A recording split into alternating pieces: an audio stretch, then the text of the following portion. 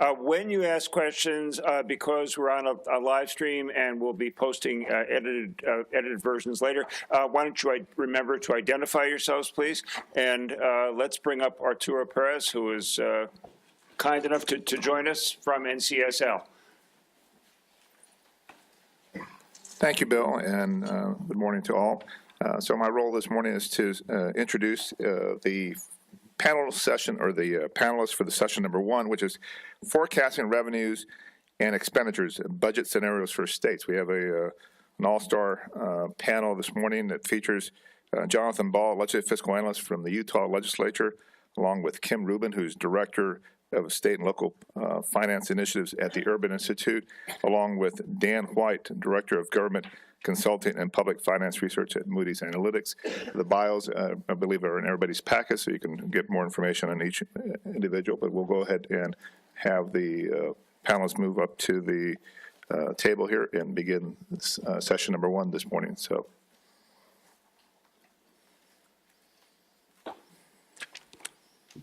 And we will start with Jonathan Ball, and then followed by Dan White and Kim Rubin. And we will have a question, and we will have a Q&A section following their presentations. Thank you. Thank you, Arturo. Wow, you guys are intimidating. No, because, do you have a slide? I don't have any slides, okay. no. Okay, great. No death by PowerPoint today. Yeah, you're super intimidating, especially from a guy who's from a state with a huge inferiority complex. Utah, you know, our state bird in Utah is the California gull. So that's how inferior we feel. Our state tree, actually, feel so inferior. Our state tree, until recently, was the Colorado blue spruce. I mean, I say until recently because we changed it in 2014. Somebody recognized, hey, it's probably not a good idea to have the Colorado blue spruce as the Utah state tree. But then they changed it to the quaking aspen, and aspen's not even a state. So, I mean, that's how inferior we feel. So, what do I, a Utah hayseed, have to share with all of you sophisticated financiers from the Merck and Chicago Board of Trade and wherever else you are hailing from? Surpluses? Surpluses, I suppose. I suppose we could share those, yes.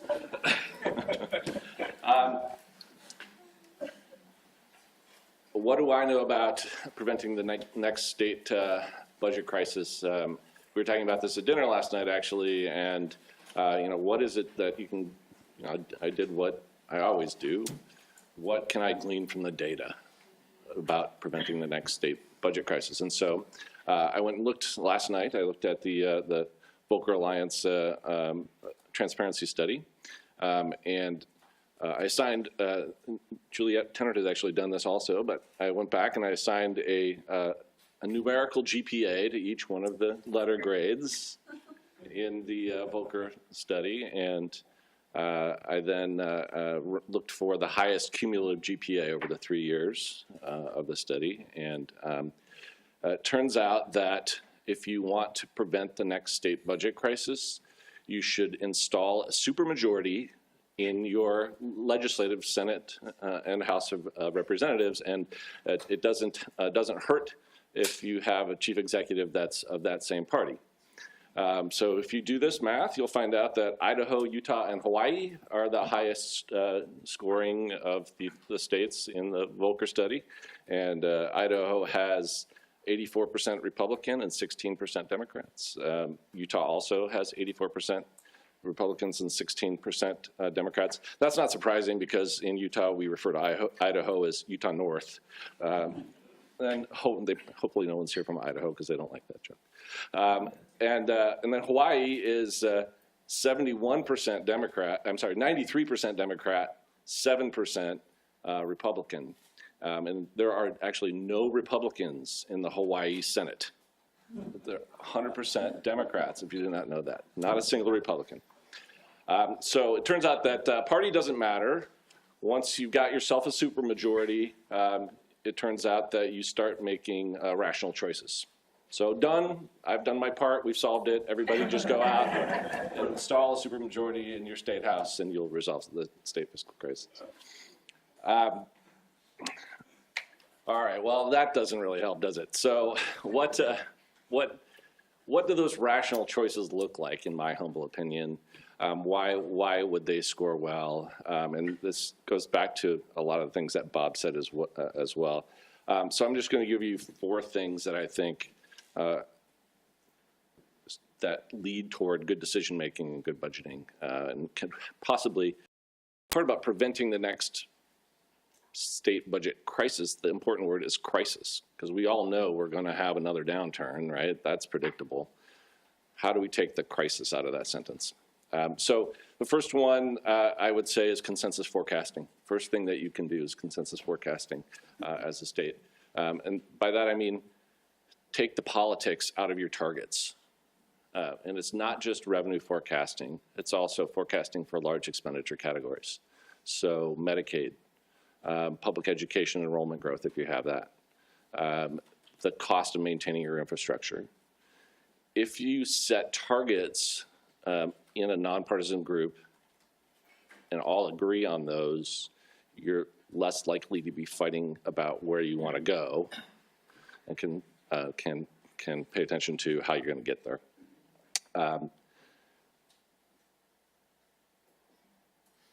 The next thing I think that you can do to prevent the next state budget crisis is something that I call temporal balance. Okay, so this is like structural balance, but in the short term. What I mean by that is you all know that there's volatility in revenue streams and there's also volatility in demand for public services. But there's an underlying baseline trend in both of those that you could consider to be ongoing. And then there's a cyclical piece of it that you consider to be one time. And every time you balance your budget as a state, you should be, in my opinion, balancing 2 budgets. One for ongoing, where sustainable revenues support ongoing obligations, contractual obligations, and the like. And one-time revenues are used for variable costs. So these could be things like bonuses instead of salary increases. It could be cash into infrastructure instead of borrowing. It could be paying down debt. It could be putting money in reserves. But you should be, every year, you should be maintaining this temporal balance. And a lot of cool things can happen when you do that, because you can then start, I don't have time to go into it in detail, but you can start to recognize future costs in that scenario by putting a negative one-time against a positive ongoing in a current budget to say, hey, today's cost is X, but next year it's going to be X plus N, and start thinking longer term in your annual budgets. The next thing that I think that you can do is, as Bob Inman mentioned, structural balance, looking long term. Now, this is not something that we did particularly well on in the Volcker study in Utah, but as with Vermont, the second that the Volcker said, you guys aren't doing what you're getting a C in thinking long term, we changed our law. What I mean by structural balance is look at 10 or 15-year trends in revenue, especially by revenue type, and compare those trends to 10 or 15-year projections for budgets. And do those lines cross? And if they cross, what are you going to do about it? So we passed a bill in our last general session. A guy named Brad Wilson passed this bill that requires every 3 years that we do, well, every year we do one of 3 things. The first year we're going to do long-term revenue trends and determine volatility and set our rainy day fund targets. The second year we're going to do long-term budgets. And then the third year, we're going to put those 2 together and we're going to subject them to different stresses. So different scenarios on what happens in the economy to see what our value at risk is. So the final thing that I think you can do to prevent the next fiscal crisis is, I'll call it contingency planning, I think the best way that I can describe this is to give you an anecdote. So this legislator that I just mentioned, his name is Brad Wilson. He came into my office, and my apologies to Dan because he's heard this anecdote like 4 times, but it's a good one. So he came into my office about 5 years ago, and he said, when did you know that the state was in the Great Recession? Of course, we didn't know it was called the Great Recession then, but when did you know that you were in the recession? And I said, well, that's easy. It was August 2008. I was at Denali National Park on vacation in Alaska. Our chief economist called and said, boss, we've got a problem. You better come home. And I scratched my head and I thought, well, what am I going to do? What am I going to stop the recession by coming home? What am I going to do? I might as well just stay here and spend money in Alaska and help them through the recession. So he said, I knew a full year before you did. He's a home builder. So he knew in 2007, the summer of 2007, that something was wrong. And he stopped buying land. He stopped building spec houses. He stopped hiring people. And he said, that's the reason my business is here today and a bunch of my competitors aren't. And then he said, well, what did you do to survive the Great Recession? And I said, well, I did what everybody else did. I panicked. I mean, we went out and went on a treasure hunt. We went to find anything we could find to fill the hole. And that led to a conversation. And the conversation was, well, what were those things? You know, what were those tools that you had in your toolkit? Maybe you didn't think about it in advance back then, but let's think about it in advance going forward. Let's do an inventory of all of those tools in our toolkit. Let's determine our propensity to use those tools, so the probability that we would exercise them. Let's determine the size of those things, so the magnitude. Put those two together, add them all up, and compare that to the risk in our budget and determine if they're adequate. And it's not just the rainy day fund, okay? These are lots and lots of tools. These are raising revenue is a tool, cutting spending is a tool, rating fund balances. It's not a great tool, but it's a tool. What do those look like? We have another one that we call the working rainy day fund, which is debt capacity. We heard earlier this morning, why aren't you borrowing when rates are low? We did exactly that during the Great Recession. It was luck. It wasn't anything planned, but we went out and borrowed, what, Juliet, $2.5 billion, which is a lot of money for Utah. And we borrowed it at 1.5% over 15 years, which sounded great back then, and it sounds not that great right now. But we invested that, and that's how we got through it. But now we're thinking about this holistically, and I think that's the last key to avoiding the next state budget crisis is this inventory of the tools, the size of the tools, and comparing those to the size of the debt. So, or size of the risk.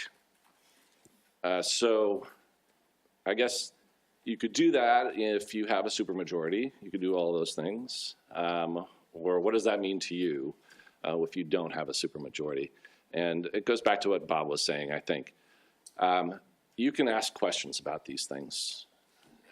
You know, whether you're an academic or you're from the media, or especially if you're a ratings analyst or you work for GASB or you're a bond buyer, if you start asking these questions about consensus forecasting, about temporal balance, about structural balance and contingency planning, my bosses will start paying attention. I can say it till I'm red in the face, but when you all ask, that starts a conversation, that plants a seed with somebody like Brad Wilson. He goes and asks questions of staff, and the idea is then that those become sort of tactical changes, and tactical changes become strategic changes, and eventually you've got a much, if you don't, at least if you don't prevent the next crisis, you can manage the next crisis. And so that's my humble opinion. Well, thanks for cheering us all up, John. I think you're going next. Part of the job description as a legislative fiscal analyst, actually. I have heard that anecdote before, and I have to confess, I've used it before. I mean, Because John and I have done our roadshow together so many times now that I think I could do his presentation and he could do my presentation. One of the reasons, though, is that Utah has really been kind of at the forefront of stress testing and preparing for the next recession. And it's a credit to them, and it's one of the reasons why I think they stand out. Anytime I go and I talk about best practices, Utah is usually the top of my list. When I go to talk to Treasury, they say, who's doing it the best? I say, Utah's doing it the best, call Jonathan. But real quickly, before I get into my remarks here, I have worked both in the public sector and the private sector, and the one constant that I have always had is to always make lawyers happy. And so I have to do a disclaimer before I talk. So I work for Moody's Analytics, which is an entirely separate company from Moody's Investor Service, okay?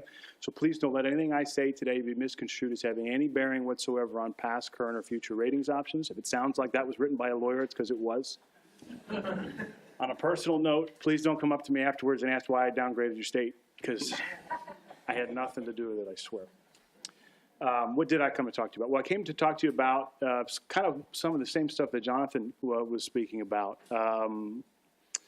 We at Moody's Analytics were very fortunate to kind of get in on the ground floor of stress testing states and local governments. I remember when I joined Moody's about 2010, shortly after, I think it was 2011, 2012, Meredith Whitney had her famous interview on 60 Minutes. And I spent most of the next 5 years of my life trying to argue against everything that Meredith Whitney said on TV. Where is she now? I don't know, and I've known not to even bring that up. So, but the bottom line is we have not had hundreds of billions of dollars in defaults in states and local governments, much to everyone's surprise. But what we have had is we have had significant economic implications as a result of states in particular, but also local governments not being prepared for the Great Recession. And so as an economist, I care about that a lot, right? So one of the reasons why the Great Recession was followed by the not-so-great recovery was that the jobs that we regained as part of the recovery were not the same jobs that we lost as part of the recession, right? So it was a very slow recession. A lot of people on S&P, some people have come out and said, you know, how slow state budget recoveries have been, how slow state revenue recoveries have been. It's because we've had a really slow economic recovery, right? I mean, let's not forget that taxes are a function of the economy on which they're levied. So we've had a very slow economic recovery, but some of that is cyclical, right? So it took us about 5 years, so almost to the day, 5 years, to regain all of the jobs that we lost during the Great Recession in the U.S., right? But if you look at the jobs by wage tier and the kinds of jobs that we lost, so in 2013, low-wage jobs were well beyond their pre-recession peak. High-wage jobs were well beyond their pre-recession peak. Mid-wage jobs in the summer of 2013, we were missing somewhere between 700 and 800,000 mid-wage jobs that just never came back from after the Great Recession. About 2/3 of those jobs were from states and local governments, right? And so there is a cyclical pattern or a circular relationship here. So the economy's bad, state taxes are bad, state employment is bad, economy's bad. It just kind of feeds on itself, right? And one of the issues that, reasons that happened this time was that states and local governments, even the best prepared ones, were drastically underprepared for the Great Recession, right? And it's not necessarily their fault. I spend, in addition to arguing against Meredith Whitney acolytes, I also argue on behalf of states a lot of the times. I used to work for the state of New Mexico, and so I'm very sympathetic to the processes that have to go on with Jonathan. It's very easy for me to sit up here and write a paper about this is how much money you should have in a reserve fund. It's very difficult to actually convince a state legislator to put that much money in a reserve fund. But what we found was that the Great Recession, besides the fact that it was great and it was huge and it was enormous, was so much different than most of the other recessions that states had seen in terms of their budgets that there's no way they could have been prepared, right? And if you ask the average state, and I've done it, trust me, you ask most states, why did you have, the average state had about 5% more or less put in reserve going into 2008. If you ask the average state why they had 5% put in reserve, it's because some S&P analyst in 1977 at a NASBO conference said you should have about 5%. And I've met that NASBO, or that S&P analyst, by the way. I was speaking at a municipal an analyst discussion, and I said, I don't know where that came from. And the guy in the back stood up and said, I said that in 1977 in Alexandria, Virginia at a NASBO conference. And I said, I'm going to talk to you afterward. And I asked him, I said, why 5%? He said, it seemed like a good number at the time. And in his defense, in 1977, I think it probably was, right? But it's not 1977 anymore. State budgets are dramatically different than they used to be, right? The structural makeup of state budgets is so much different than it was back then. And unfortunately, not necessarily for the better. In general, state governments are starting to look a lot like the federal budget, right? And that's not a good thing, as we all know, right? So just looking at the structural part, the mandatory part of state and local government budgets, so Medicaid, pensions, interest on the debt, makes up about 40% of state and local budgets right now, which means that before legislators even get into the room to be able to start appropriating things, they're taking 40% right off the top. If you live in my beautiful Commonwealth of Pennsylvania, that number is even higher. It's 50%, right? And I can pick on Pennsylvania. I know we have a representative from Pennsylvania here, but I can pick on us because I pay taxes in Pennsylvania, so I've earned my right to complain about Pennsylvania. The other states, I'll be a lot nicer too. So what we did at Moody's was we said, well, how do we figure out how much states should have in reserve, right? Because it's one thing to not be enough. It's quite another thing to just start stashing money away and saying, we're just going to put as much money away for the next recession as we can. That money is important, right? That money could, especially with 40% of the budget on autopilot, we could be using that money for education. We could be using that money for infrastructure that we were talking about earlier. There's so many different ways that you can stunt your economic growth by not investing in those programs. It's important to know what the happy medium is. Do I have enough in my reserve fund? Do I have not enough? Borrowing a page from the banks, because at the fiscal side of Moody's, we were a little jealous of all our friends at the banking side getting to do all these cool stress tests and alternative scenarios. If you ever met an economist, we'd love nothing more to sit around and try to think of things that go wrong, right? I mean, just brainstorm ways that things can possibly go up in smoke is like our favorite thing in the world to do. So to be able to sit around and do that for the economy was a lot of fun. But then we ran the results of our stress tests. We did our first test maybe 6, 7 years ago and found that, surprise, states were not prepared for the Great Recession.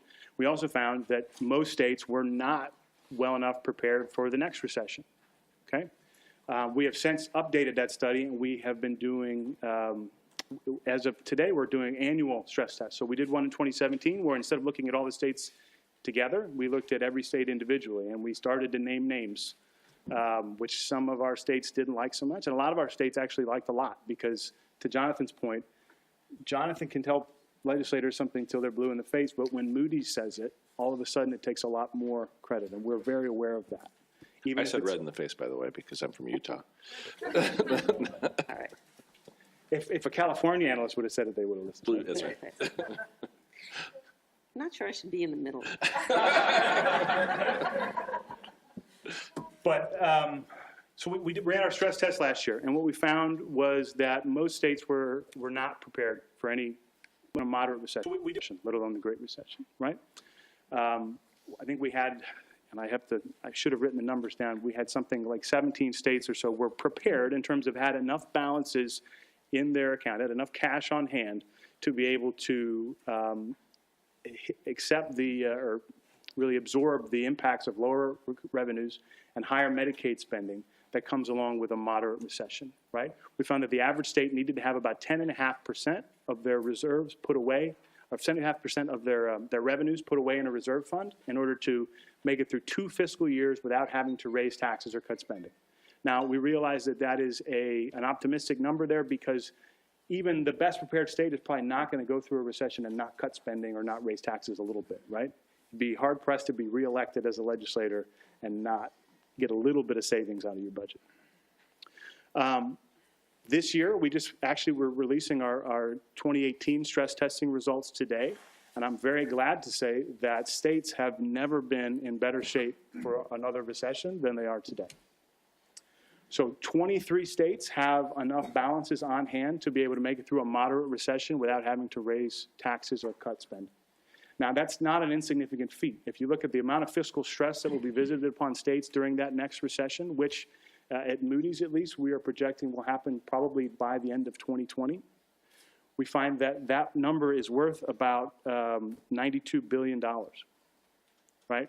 So if states have no money in their reserves, that's $92 billion that has to come out of the economy either through tax increases or spending cuts at the absolute worst time that it can come through out of an economy, right?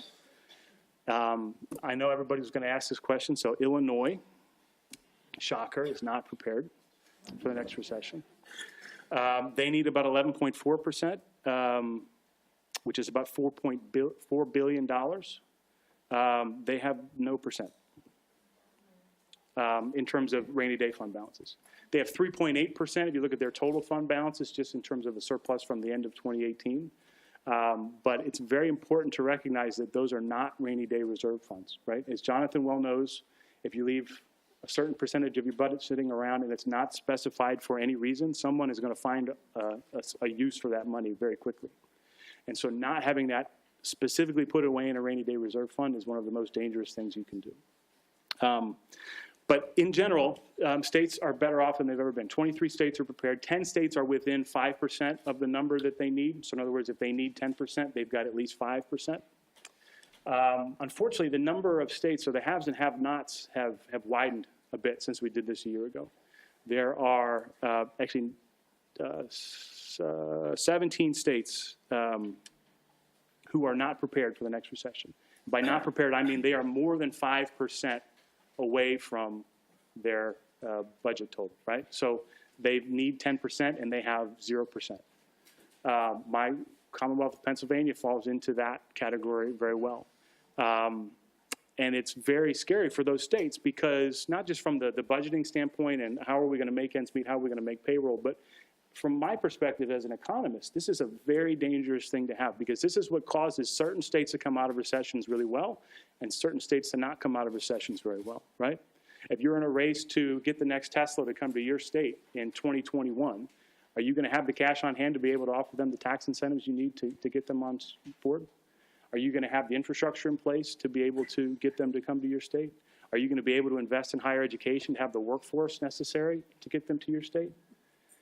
And that's just the knock-on effects, right? The direct fiscal spending effects are enormous as well. So we estimate that during the Great Recession, state and local government fiscal drag cost us somewhere between 1% and 2% of GDP.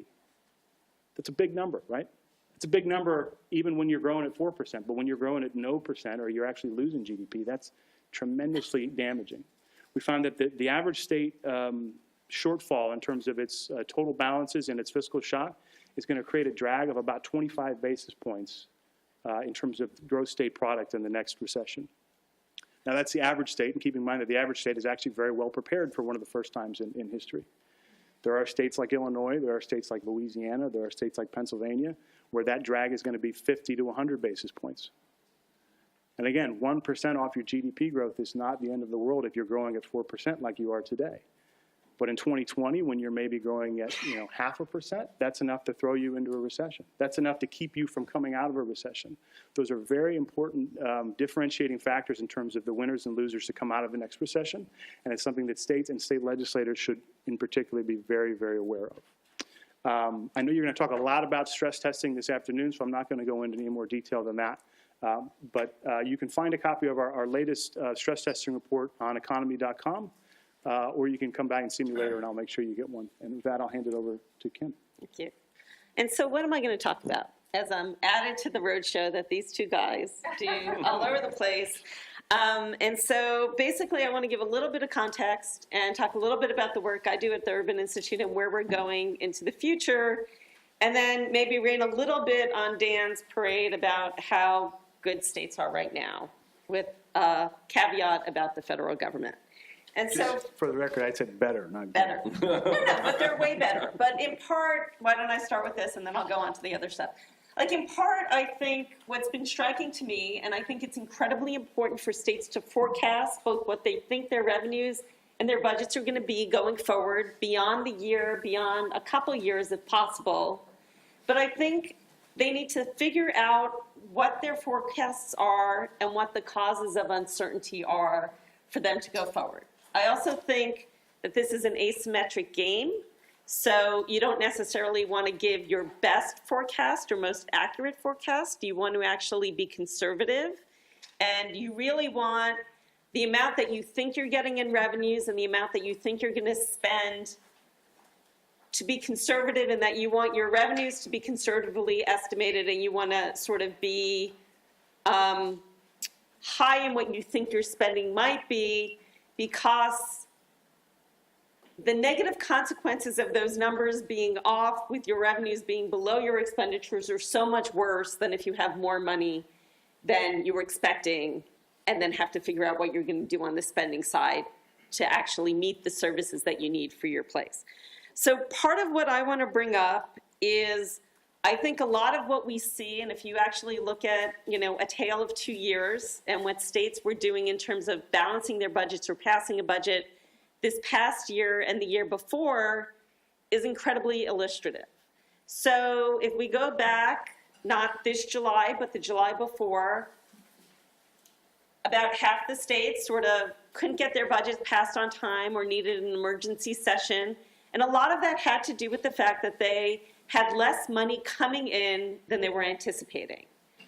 Part of that could have been related to economic activity, but a lot more of it was related to the uncertainty of people not knowing what the federal government was going to do with tax reform. And so there was shifting of money on the income side from individuals from 2016 into 2017, and from 2017 into 2018. And so when we got to this past July and people were going forward with what was happening in their budgets, part of that reflected the fact that there were a lot of hard decisions made the year before. So states were already being conservative and had made a lot of hard choices to get stuff on track. But they also ended up with more money than they were anticipating, in part because a lot of this money that had been deferred on the parts of individuals, especially in their individual income taxes, came flowing through. And so what we saw in this summer is virtually all states passed their budgets on time, didn't need emergency sessions for this. Part of this is there was more money coming in because of this shifting between years. Part of it had to do with the fact that, when you have something like Wayfair, there are just all sorts of things going on right now where states are anticipating more money. Part of it is coming through TCJA. Part of it is with the Wayfair decision. If you think that we're going to be able to expand the sales tax bases on the parts of states because they can actually start bringing in more of that internet money, it's sort of an exciting time to be thinking about state taxes and how we're going to change things going forward. But it also illustrates the role that the federal government can and does play in what states have to do. And the fact that there's so much uncertainty going on with what the federal government is doing. I live in Washington. I study state and local governments. I work with a group that largely studies federal tax policy and budget policy. At the Urban Institute, a lot of our time was focused on, we knew that there was going to be some sort of tax reform and there were going to be cuts.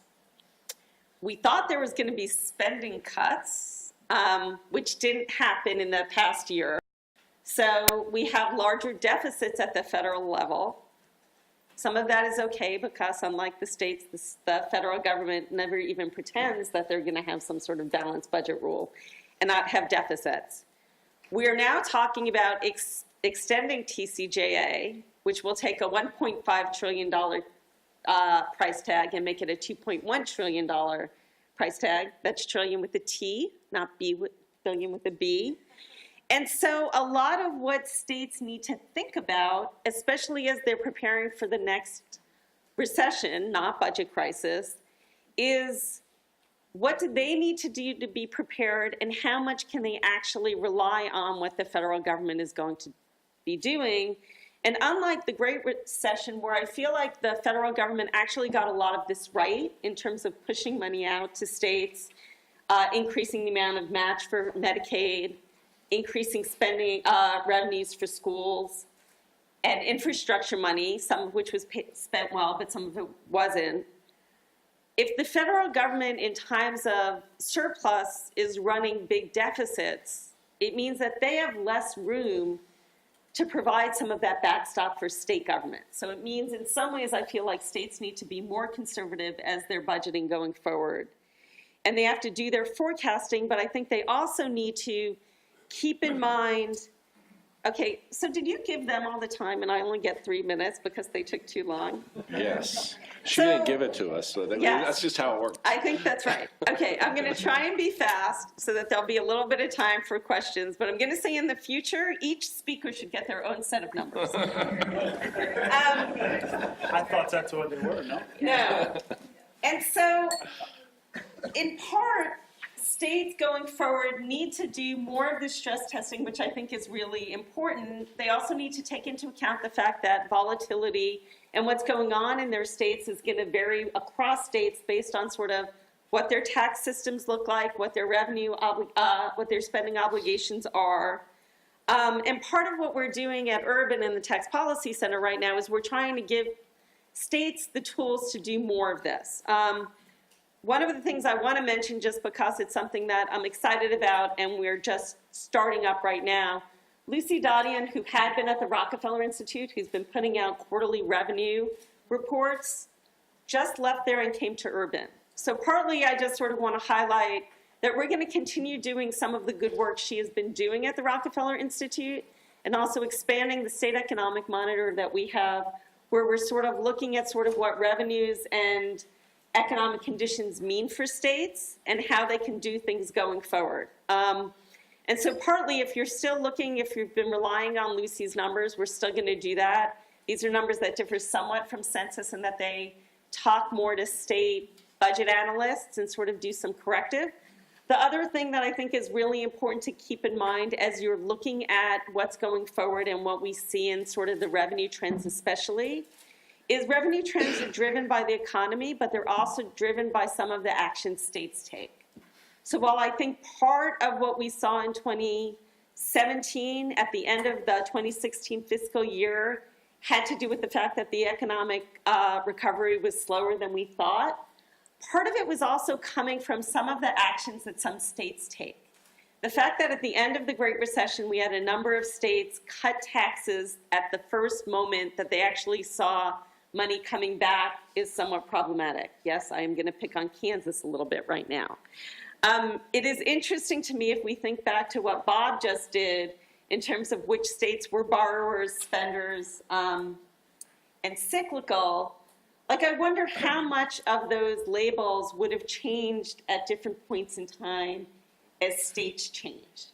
Like, I wonder if a state like Wisconsin, that I historically think of as a good government state and has done a lot of very prudent things, has changed as they start cutting taxes. And so partly, I think there's a cautionary tale as we go forward. I would love for states to sort of keep track of where their revenues and spending is going, but also be really cognizant of what's really going to get you isn't necessarily the trends, it's going to be when things change. And so figuring out ways to prepare yourself for when the patterns are going to shift is going to be critical. And as you go forward and as you talk to states about what's going on with them, thinking about and pushing them on what they're going to do when the economy softens. It's sort of really interesting to me to hear Jonathan talk about, you know, the home builder who knew a year early to stop building in Utah. My parents and brother live in Nevada, which I may have just said wrong. Can't do it. No, you said it right. Okay. No, you said it right. See, Kill's got me totally crazy about this. And I basically said when house prices fell, and my parents live in a retirement community where even though there's plenty of land and they were building more in this system, houses were regularly selling for $80,000 the replacement rate, right? So you basically have houses going up in communities that are not at all space constrained. And my mother was trying to explain to me why her house was worth $80,000 more than what she paid for it and what the next house being built knew would go for it.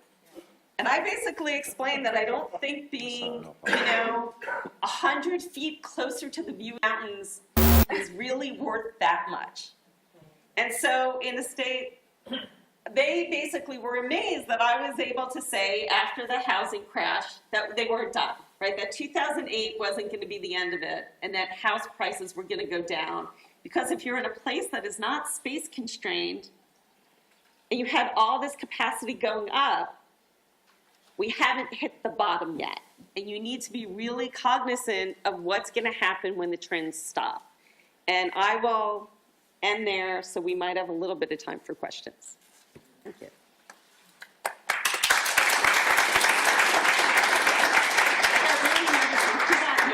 Things, and you got 5 minutes, and I thought. So we do have some time for questions and answers here for our panel. So if anybody would like a question, we have a question in the back. So, can you hear me? Adam Schuster from the Illinois Policy Institute. I wanted to ask about tax and expenditure limitations, and in particular, Jonathan, some of the points that you raised about, trying to balance budgets long term, the importance of consensus revenue forecasting. Tax and expenditure limitations that tie either your taxes or the amount you can spend to some sort of long-range economic indicator like personal income growth, for example, essentially place a cap, taking the guesswork out of the revenue forecasting, and that way the policymakers can totally focus on just prioritizing within that limit, but they know what the limit's going to be, and that discourages things like using one-time revenue sources to pay for expenditures and things like that. So what are your thoughts on those as a way to avoid the next budget crisis? Well, I will just begin with the caveat that we do have a spending limit in Utah. It is the 1985 per capita spending adjusted each year for inflation and population growth. We are happily well below our expenditure limitation right now in Utah. But in 2008, this should be a hint, we were at the spending limit. And we were doing all kinds of things to move money around into, not all of our budget is subject to the limit. Certain things can be spent outside the limit, transportation infrastructure being one of those. So we were doing all kinds of things to move revenue out from that line of spending and into the unlimited line of spending. Of course, that was unsustainable bubble revenue, and it probably behooved us a little bit to put it into infrastructure because that was, you could scale that back. And when things went south, we actually took the revenue, that's how we closed the budget gap, right? We cut that budget and used borrowing to fill in. So I think there's a role for them, but I don't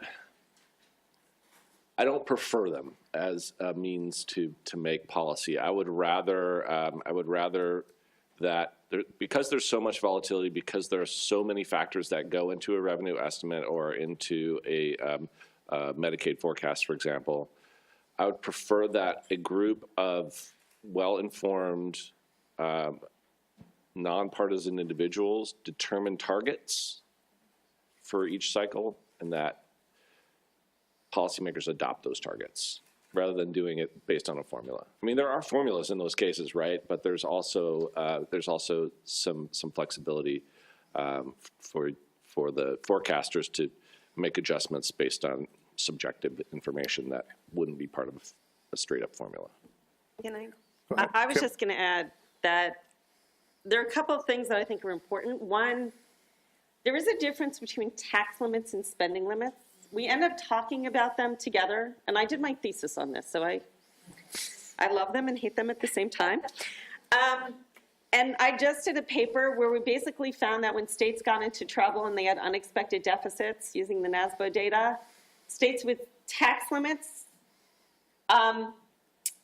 cut spending, and those with spending limits raised taxes because there were already limits in place. The other thing that I think is really important for places to think about if they're going to adopt new limits at this point is the details matter a lot. There's a cautionary tale from Tabor in Colorado, right? So the fact that the Tabor limit originally is passed meant that